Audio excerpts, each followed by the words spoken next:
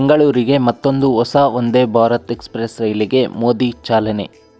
ಪ್ರಮಾಣ ವಚನ ಸ್ವೀಕರಿಸಿದ ನಂತರ ಮೊದಲ ಬಾರಿ ಪ್ರಧಾನಿ ನರೇಂದ್ರ ಮೋದಿಯವರು ಜೂನ್ 20ರಂದು ಎಂಜಿಆರ್ ಚೆನ್ನೈ ಸೆಂಟ್ರಲ್ನಲ್ಲಿ ನಡೆಯುವ ಸಮಾರಂಭದಲ್ಲಿ 2 ವಂದೇ ಭಾರತ್ ಎಕ್ಸ್‌ಪ್ರೆಸ್ ರೈಲುಗಳನ್ನು ಚೆನ್ನೈನಿಂದ ನಾಗರ್ಕೋಯಿಲ್ ಮತ್ತು ಮದುರೈನಿಂದ ಬೆಂಗಳೂರಿಗೆ ಚಾಲನೆ ನೀಡಲಿದ್ದಾರೆ.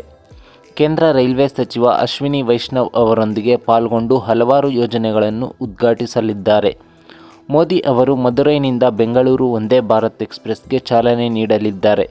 ಪ್ರಧಾನಮಂತ್ರಿ ಅವರು ಚೆನ್ನೈನ ಬೇಸಿನ್ ಬ್ರಿಡ್ಜ್ನಲ್ಲಿ ವಂದೇ ಭಾರತ್ ನಿರ್ವಹಣಾ ಡಿಪೋದ ಶಂಕುಸ್ಥಾಪನೆಯನ್ನು ನೆರವೇರಿಸಲಿದ್ದಾರೆ.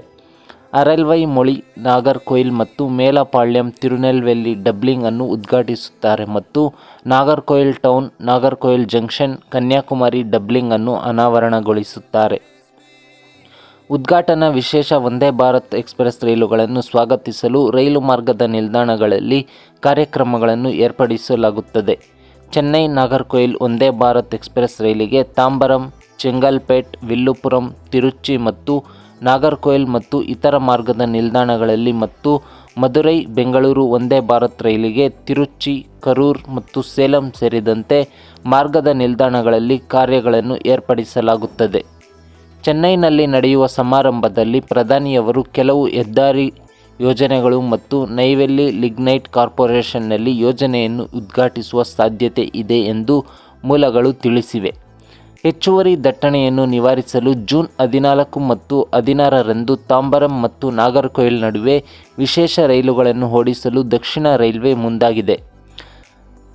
ರೈಲು ಸಂಖ್ಯೆ 06053 ತಾಂಬರಂ ನಾಗರ್ಕೋಯಿಲ್ ಸೂಪರ್‌ಫಾಸ್ಟ್ ಸ್ಪೆಷಲ್ ತಾಂಬರಂನಿಂದ ರಾತ್ರಿ 10:20ಕ್ಕೆ ಹೊರಟು ಮರುದಿನ ಬೆಳಗ್ಗೆ 11 ಗಂಟೆಗೆ ನಾಗರ್ಕೋಯಿಲ್ ತಲುಪುತ್ತದೆ. ರೈಲು ಸಂಖ್ಯೆ 06054 ನಾಗರ್ಕೋಯಿಲ್ ತಾಂಬರಂ ಎಕ್ಸ್‌ಪ್ರೆಸ್ ವಿಶೇಷವು ನಾಗರ್ಕೋಯಿಲ್ನಿಂದ ಮಧ್ಯಾಹ್ನ 1:20ಕ್ಕೆ ಹೊರಟು ತಾಂಬರಂಗೆ ಮಧ್ಯಾಹ್ನ 3 ಗಂಟೆಗೆ ತಲುಪಲಿದೆ. ಮೋದಿ 3.0 ಅಡಿಯಲ್ಲಿ ಭಾರತೀಯ ರೈಲ್ವೆ ಮೂಲಸೌಕರ್ಯ ಅಭಿವೃದ್ಧಿ, ಪ್ರಯಾಣಿಕರು ಮತ್ತು ಸರಕುಗಳ ಸಾಮರ್ಥ್ಯ ವರ್ಧನೆ ಮತ್ತು ಸುರಕ್ಷತಾ ಕ್ರಮಗಳ ಮೇಲೆ ಕೇಂದ್ರೀಕರಿಸುತ್ತದೆ. 2022ರ ಡಿಸೆಂಬರ್ನಲ್ಲಿ ನಾಗ್ಪುರ ರೈಲು ನಿಲ್ದಾಣದಲ್ಲಿ ವಂದೇ ಭಾರತ್ ಧ್ವಜಾರೋಹಣ ಸಂದರ್ಭದಲ್ಲಿ ಅವರನ್ನು ಭೇಟಿಯಾದ ನಂತರ ಸಹಾಯಕ ಲೋಕೋ ಪೈಲಟ್ ಸ್ನೇಹ್ ಸಿಂಗ್ ಬಾಗೆಲ್ ಮತ್ತು ವಿವಿಧ ರೈಲ್ವೆ ವಲಯಗಳ 9 ಇತರ ಲೋಕೋ ಪೈಲಟ್ಗಳು ಪ್ರಧಾನಮಂತ್ರಿ ನರೇಂದ್ರ ಮೋದಿ ಅವರ ಪ್ರಮಾಣ ವಚನ ಸಮಾರಂಭಕ್ಕೆ ಆಹ್ವಾನ ಸ್ವೀಕರಿಸಿದ್ದರು.